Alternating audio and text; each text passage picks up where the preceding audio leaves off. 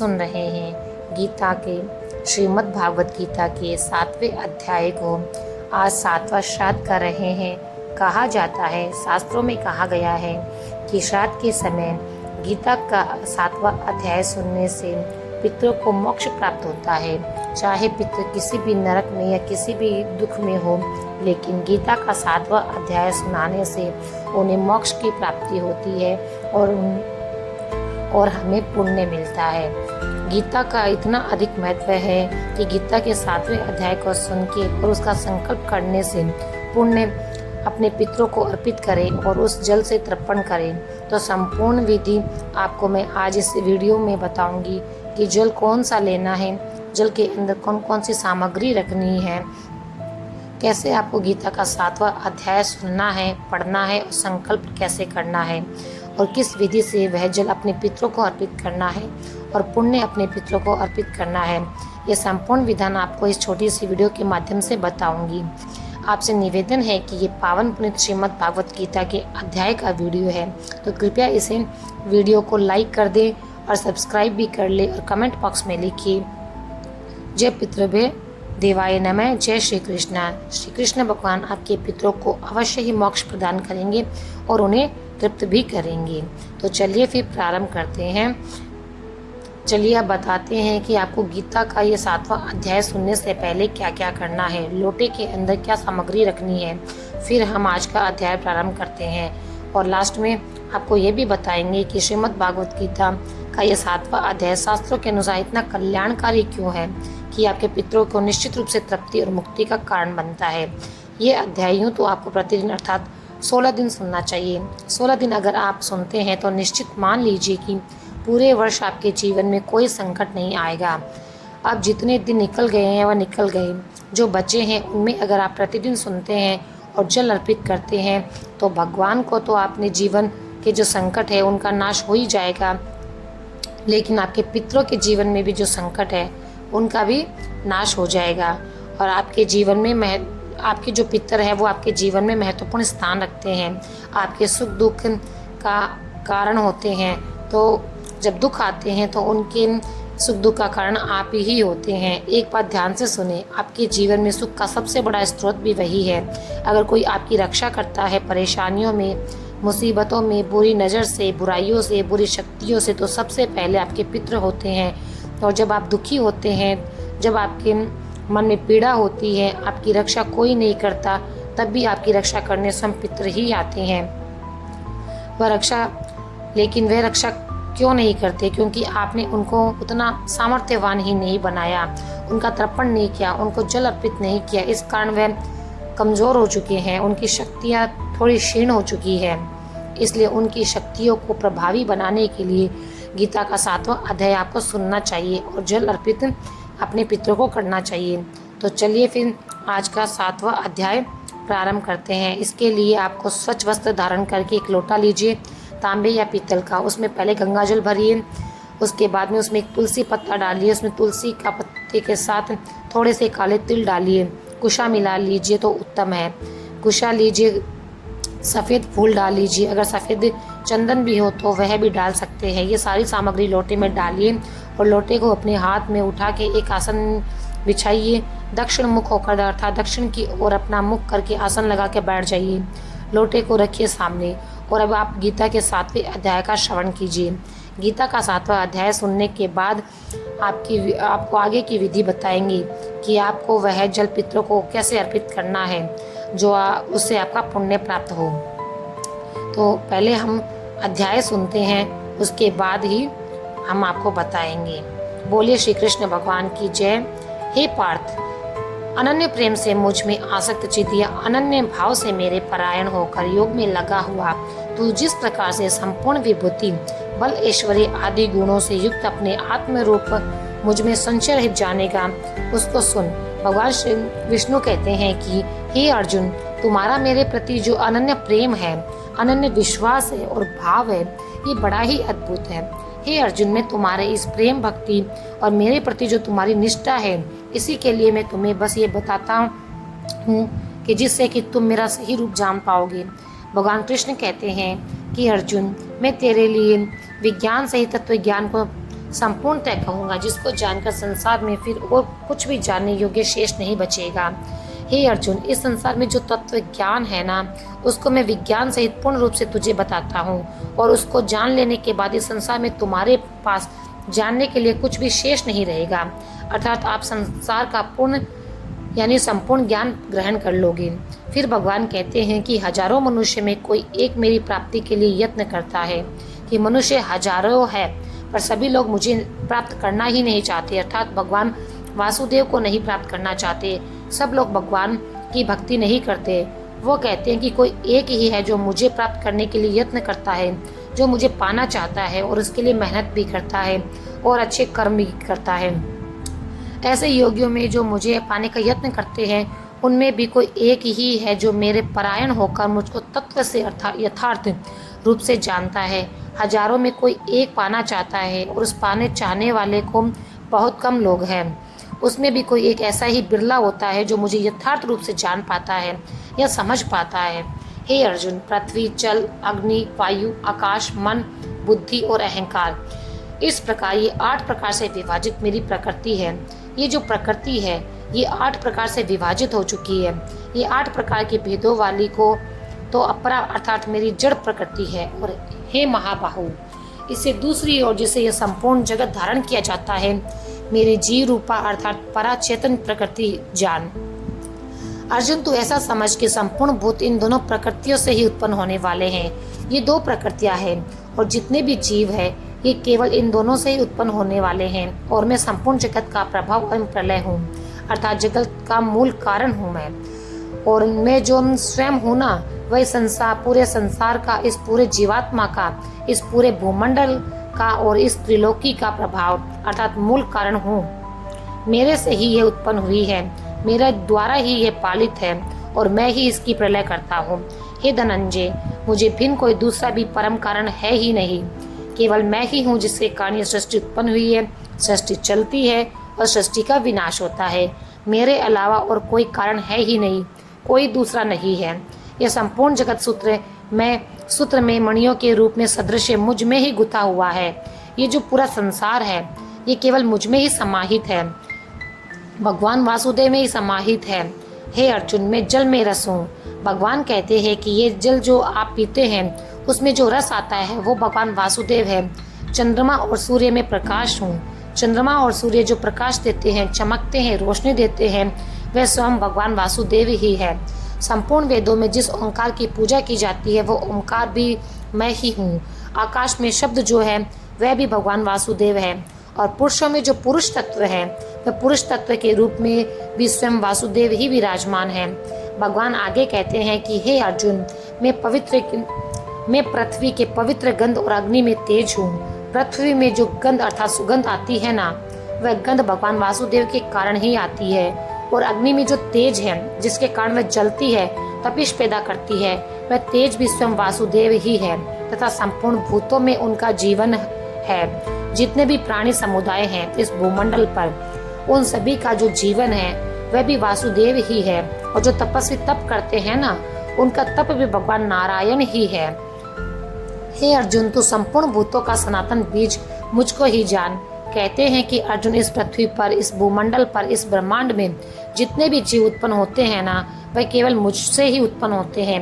उनका सनातन बीज मैं ही हूँ। मैं बुद्धिमानों की बुद्धि हूँ, तेजस्वियों का तेज हूँ, भरत श्रेष्ठ में बलवानों की आसक्ति और कामनाओं से रहित बल अर्थात सामर्थ्य हूँ। जो बलवानों में बल होता है ना, शुद्ध बल जो कामनाओं से रहित होता है, जिसमें कोई आसक्ति नहीं होती, वह बल स्वयं वासुदेव मैं ही हूँ। और सब भूतों में धर्म के अनुकूल अर्थात शास्त्रों के अनुकूल काम जो है, और जो भी सत्वगुण से उत्पन्न होने वाले भाव है, और जो रजोगुण से तथा तमोगुण से होने वाले भाव है, उन सबको तो मुझसे ही होने वाले हैं, ऐसा जान। परंतु वास्तव में उनमें मैं और वे मुझ में नहीं है। हे अर्जुन, ये सत्गुण, रजगुण और तमोगुण से जो भी भाव उत्पन्न होते हैं प्राणी समुदाय में, वह मेरे कारण ही उत्पन्न होते हैं, ऐसा समझना चाहिए। परंतु सत्यता यह है कि ना तो वह भाव तीनों जैसे सत, रज, ये तम, ये तीनों गुण मेरे अंदर विद्यमान है, और ना ही उन तीनों गुणों में मैं विद्यमान हूँ। अर्थात यदि कोई मनुष्य उन गुणों को ग्रहण करता है तो उसके साथ वासुदेव नहीं आते, भगवान कृष्ण नहीं आते। जिनके अंदर ये 3 गुण होते हैं उस पर वासुदेव की कृपा कभी नहीं होती। बहुत लोगों को आपने कहते सुना होगा, अरे भाई ये भी तो भगवान ने ही बनाया है, स्वभाव भी तो भगवान ने ही बनाया है। अगर हम किसी चीज़ में आसक्तित रहते हैं तो ये भी तो भगवान ने ही बनाया है। तो भगवान वही समझाने का प्रयास कर रहे हैं कि ये जो सत्य रज तम गुण है ये मेरा द्वारा बनाए गए हैं, परंतु मैं इनमें विराजमान नहीं रहता और ना ही मेरे कारण या मैं इनमें विराजमान होता हूँ, ना ही ये मेरे अंदर है। मेरे भीतर भी ये तम गुण नहीं होते हैं। ये त्रिगुण में जो मेरी माया है ना उसके द्वारा संचालित है। ये नारायण भगवान के द्वारा संचालित नहीं होते, भगवान वासुदेव के द्वारा संचालित नहीं होते। भगवान वासुदेव कहते हैं कि गुणों के कार्य रूप सात्विक, राजस और तामस, इस 3 प्रकार के भावों से ये सारा संसार प्राणी समुदाय मोहित हो रहा है कि हे अर्जुन, जो 3 गुण है ना, जो राजस, तामस और सात्विक, इन 3 गुणों में ही पूरा जो प्राणी समुदाय है ना वह घिरा हुआ है। इनके एक प्रकार से मकड़ जाल में फंसा हुआ है। यह 3 गुणों में ही घिर रहा है, इनके बाहर की सोच ही नहीं पाता है, इन्हीं से मोहित होता रहता है। इसलिए इन 3 गुणों से परे मुझ अविनाशी को नहीं जान पाता है, क्योंकि इन 3 गुणों का प्रभाव इस मनुष्य समुदाय पर इतना अधिक पड़ गया है कि वह मुझ अविनाशी को जान ही नहीं पाता है। क्यों? क्योंकि यह अलौकिक अर्थात अति अद्भुत त्रिगुण में मेरी माया बड़ी दुस्तर है। ये जो 3 गुणों वाली मेरी जो माया है ना ये बड़ी ही दुस्तर है। इसके प्रभाव से निकल पाना मनुष्य के लिए इतना साधारण कार्य नहीं है। इस माया के जाल में, माया के मोह में मनुष्य सदा फंसा ही रहता है, परंतु जो पुरुष केवल मुझको ही निरंतर बसते हैं वे इस माया को से बाहर निकल कर जाते हैं। अर्थात जो भी लोग वासुदेव को भजते हैं, भगवान वासुदेव का स्मरण करते हैं ना, वे इस माया से मुक्त हो जाते हैं। उन पर इस माया का प्रभाव नहीं होता, उन पर इन 3 गुणों का भी प्रभाव नहीं होता। और भगवान कहते हैं कि वह इस संसार से तर जाते हैं, पार हो जाते हैं, उनको मुक्ति प्राप्त होती है।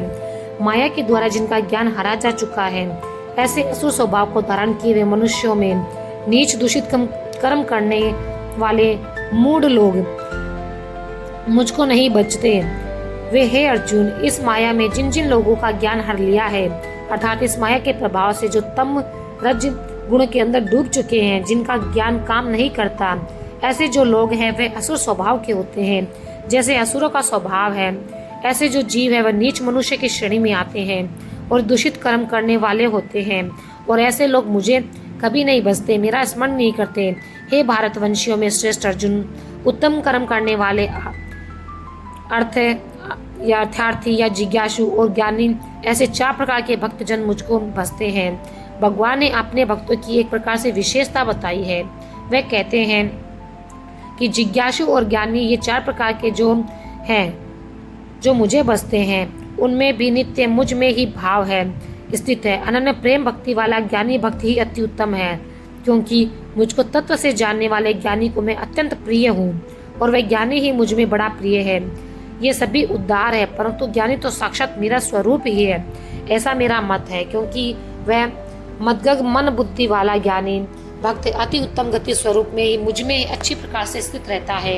आगे भगवान कहते हैं कि बहुत से जन्मों के अंत के जन्म में तत्व ज्ञान को प्राप्त पुरुष सब कुछ वासुदेव ही है। इस प्रकार मुझको बसता है वह महात्मा अत्यंत ही दुर्लभ है कि हे अर्जुन, मनुष्य या जीव इतने जन्म लेता है, लेकिन अंत में जन्म तक भी वह समझ ही नहीं पाता कि सब कुछ मैं ही हूँ, सब कुछ वासुदेव ही है। और इसलिए ऐसे बड़े ही दुर्लभ लोग होते हैं जो मुझे अंत तक भी जान पाते हो और मेरा भजन करते हो, जो मुझे बसते हो। ऐसे लोग बड़े कम हैं। उन लोगों की कामना द्वारा जिनका ज्ञान हरा जा चुका है, वे लोग अपने स्वभाव से प्रेरित होकर उस नियम को धारण करके अन्य देवता को भजते हैं, पूजते हैं। भगवान कहते हैं कि जो मनुष्य है ना, वो एक प्रकार से सकाम भक्ति करता है। सकाम भक्ति अर्थात वो अपनी कामनाओं के द्वारा उसका चित्त हरा जा चुका है, उसके अंदर कामनाएं अनेक है। कोई कहता है मुझे धन चाहिए, कोई कहता है मुझे बल चाहिए, कोई कहता है ऐश्वर्य चाहिए, कोई चाहता है कि स्त्री सुख दे दे, कोई चाहता है संतान सुख मिल जाए। इस प्रकार से जो मनुष्य है वह पूरी कामनाओं से भरा हुआ है, उसके अंदर अनेक कामनाएं हैं। वह अपनी कामनाओं की पूर्ति के लिए अलग अलग देवताओं को बसता है। आप स्वयं अपने आसपास देख लीजिए।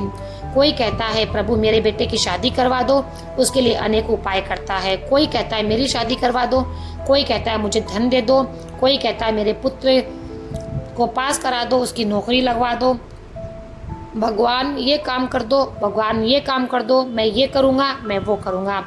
छोटे छोटे मंदिर के आगे प्रभु मुझे पास करवा दो, मैं आपको प्रसाद चढ़ाऊँगा, हनुमान जी मुझे पास करवा दो, शिव जी मुझे पास करवा दो। इस प्रकार से सभी की अलग अलग कामनाएं हैं। अब तो अनेकों प्रेतों के दरबार पर भी लोग पहुंच गए हैं। वहां जाकर प्रार्थना करते हैं कि मेरे ये संकट को हरण कर दो। तो भगवान कहते हैं कि ये जो मनुष्य है ना, ये कामनाओं से घिरा हुआ है और कामनाओं की पूर्ति के लिए अलग अलग देवताओं को ये बसता रहता है, क्योंकि उसको लगता है कि इस इच्छा की पूर्ति इस देवता से होगी, उस इच्छा की पूर्ति वे देवता करेंगे। तो कहते हैं कि जो सकाम भक्त जिसका देवता के स्वरूप में को श्रद्धा से पूजता है या पूजना चाहता है, उस भक्ति श्रद्धा को मैं उसके स्थिर कर देता हूँ कि ये जो सकाम भक्ति वाले जो लोग हैं ना, जो कामना पूर्ति के लिए भक्ति करते हैं, ये जिस देवता को पूजना चाहते हैं, कुछ इस प्रकार से घटना घटित करता हूँ कि उस भक्त की श्रद्धा उस देवता में स्थिर हो जाती है, अर्थात वो उस पर पूर्ण विश्वास करने लग जाता है। कैसे भगवान कहते हैं कि वह पुरुष उस श्रद्धा से युक्त होकर उस देवता का पूजन करता है और उस देवता से मेरे द्वारा ही विधान किए हुए उन इच्छित भोगों को निस्संदेह प्राप्त भी करता है। जो मनुष्य है ना, वो उस देवता में अपनी भावना को स्थिर कर देता है और उसके बाद उसी देवता को पूजता है।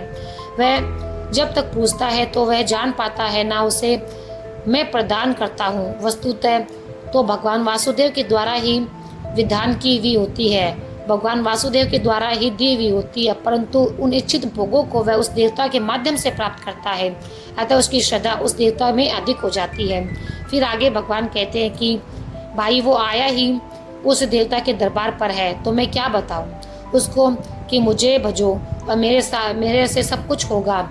मैं उस देवता के द्वारा ही उस विधान को करवाता हूँ। ये बात अलग है कि करने वाला तो मैं ही हूँ।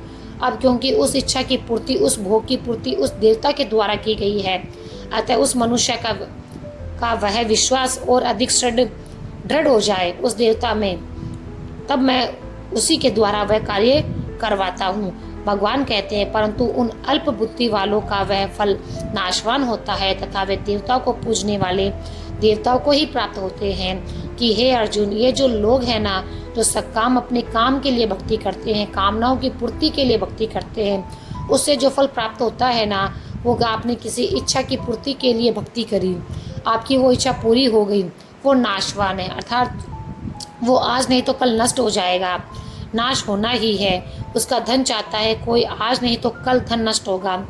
जब मनुष्य इस पृथ्वी से जाएगा तो उसके साथ धन तो नहीं जाएगा। कोई संतान चाहता है, भगवान की पूजा भिन्न भिन्न कामनाओं की पूर्ति के लिए करते रहते हैं, वो सब इस पृथ्वी पर ही रह जाने वाले हैं, वो नश्वर है। और ऐसे लोग जो उन देवताओं को पूजते हैं, उन देवताओं को ही प्राप्त हो जाते हैं। परंतु मेरे भक्त चाहे जैसे भी बजे, अंत में वे मुझको ही प्राप्त होते हैं। पर जो भगवान वासुदेव के भक्त हैं, वह सीधे बैकुंठ जाते हैं, चाहे वे जैसे मर्जी बजे भगवान को। भगवान कहते हैं कि अपनी योग माया में छिपा हुआ मैं सबके प्रत्यक्ष नहीं होता, इसलिए ये अज्ञानी जन समुदाय मुझे जन्म रहित अविनाशी परमेश्वर को नहीं जानता, अर्थात मुझको जन्मने और मरने वाला समझता है।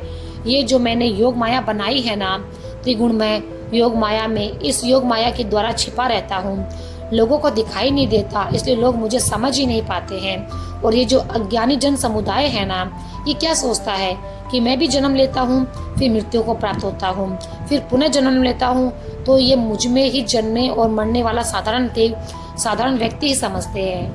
हे अर्जुन, पूर्व में व्यतीत हुए और वर्तमान में स्थित तथा आगे होने वाले सब भूतों को मैं जानता हूँ, परंतु मुझको कोई भी श्रद्धा और भक्ति रहित पुरुष नहीं जानता। आगे क्या होने वाला है, क्या घटने वाला है, ये सब मैं जानता हूँ, और मुझे वही जान पाता है जो भक्ति के साथ मुझसे जुड़ा हुआ है। भक्ति रहित पुरुष मुझे नहीं जान पाता है। हे भरतवंशी अर्जुन, संसार में इच्छा और द्वेष से उत्पन्न सुख दुख आदि द्वंद्व रूप मोह से उत्पन्न संपूर्ण प्राणी अत्यंत अज्ञानता को प्राप्त कर रहे हैं। इस संसार में ना सुख और ना दुख, दो प्रकार के ऐसे द्वंद्व उत्पन्न हो गए हैं। इस मोह में फंस के सभी जो प्राणी समुदाय है, वह अज्ञानी हो गया है। अज्ञानता को प्राप्त कर रहा है, परंतु निष्काम भाव से श्रेष्ठ कर्मों का आचरण करने वाले जिन पुरुषों का पाप नष्ट हो गया है, वे राग द्वेष जनित द्वंद्व रूप मोह से मुक्त दृढ़ निश्चय भक्त मुझको सब प्रकार से बसते हैं। परंतु हे अर्जुन, जो निष्काम भाव से भक्ति करते हैं ना, श्रेष्ठ कर्मों का आचरण करने वाले हैं, जिनके कर्म बड़े उच्च होते हैं, जिन पुरुषों का जो पाप है वह नष्ट हो चुका है क्योंकि उनका आचरण उच्च है, वह निष्काम भक्ति करते हैं, कामनाओं की पूर्ति के लिए भक्ति नहीं करते। वे राग द्वेष जनित द्वंद्व मोह से मुक्त हो जाते हैं। उनके भीतर ना राग है, ना द्वेष है और ना दृढ़ निश्चय। भक्त सदा मुझे ही भली प्रकार से बसते हैं, अर्थात वासुदेव को बसते हैं। जो मेरे शरण होकर जरा और मरण से छूटने के लिए यत्न करते हैं, वे पुरुष उस ब्रह्मा को संपूर्ण अध्यात्म को कर्म को जानते हैं, अर्थात भगवान वासुदेव के भीतर जो जरा और मरण से छूटने के लिए प्रयत्न, अर्थात जो जन्म और मृत्यु के इस चक्र से मुक्ति पाना चाहता है, वह पुरुष उस ब्रह्मा को संपूर्ण अध्यात्म को और संपूर्ण कर्म को जान लेता है। जो पुरुष अधिभूत अधिदेव से सहित तथा अध्यय के सहित अर्थात सबका आत्म रूप मुझे अंतकाल में भी जानते हैं, वे युक्ति चित्त वाले पुरुष मुझे जानते हैं अर्थात प्राप्त होते हैं। भगवान कहते हैं कि जो अंत समय में, जब मनुष्य का अंत समय आता है, उस समय भी यदि कोई उनको बच लेता है, वासुदेव को जान लेता है और उनके प्रति अपनी भक्ति को स्थिर कर देता है, तो वह भक्त निश्चित इस संसार से तर जाता है, जन्म मृत्यु के इस जाल से मुक्त हो जाता है, हे नारायण के धाम को प्राप्त करता है, वासुदेव के धाम को प्राप्त करता है और वह जीवात्मा सदा के लिए मुक्त हो जाती है। इसलिए सार तो यही है कि वासुदेव ही सब कुछ है, नारायण ही सब कुछ है, उन्हीं को भजे, उन्हीं के प्रति अपनी भक्ति को स्थिर रखें। ये कामनाओं में जो डूबी हुई हमारी भक्ति है, उससे बचे। वासुदेव को भजेंगे तो वह हमारा कल्याण करेंगे, क्योंकि अंतिम सत्य तो यही है कि हमें प्रभु के धाम में जाना है और उनकी मुक्ति तभी है जब हम प्रभु का गुणगान और प्रभु की भक्ति करेंगे। इसी के साथ गीता का यह 7वां अध्याय पूर्ण होता है। सारे भक्त मिलकर बोलेंगे, जय श्री कृष्ण भगवान। अब जो लोटा आपने हाथ में रखा है उसे उठा लीजिए और हाथों में उठाकर भगवान से प्रार्थना कीजिए कि हे प्रभु, हमने जो गीता का 7वां अध्याय सुना है, इसे जो भी पुण्य प्राप्त होता है वह संपूर्ण पुण्य हम अपने अमुक पितरों को अर्पित करते हैं या सभी पितरों को अर्पित करते हैं। ये पुण्य हमारे पितरों को प्राप्त हो, जिससे वे तृप्त हो जाए और उनकी मुक्ति हो जाए। इस प्रकार से संकल्प लीजिए। संकल्प करने के बाद उस जल को से उसका तर्पण कीजिए। एक बड़ा पात्र लीजिए जो सीधा हाथ होता है, उसके सीधे हाथ के उंगली और अंगूठे के बीच का जो क्षेत्र होता है, वहाँ से जल को गिराते हुए तर्पण करें और मंत्र बोलिए, ओम पितृ देवाय नमः, ओम पितृ देवाय नमः, ओम पितृ देवाय नमः, ओम पितृ देवाय नमः। तो भक्तों, आज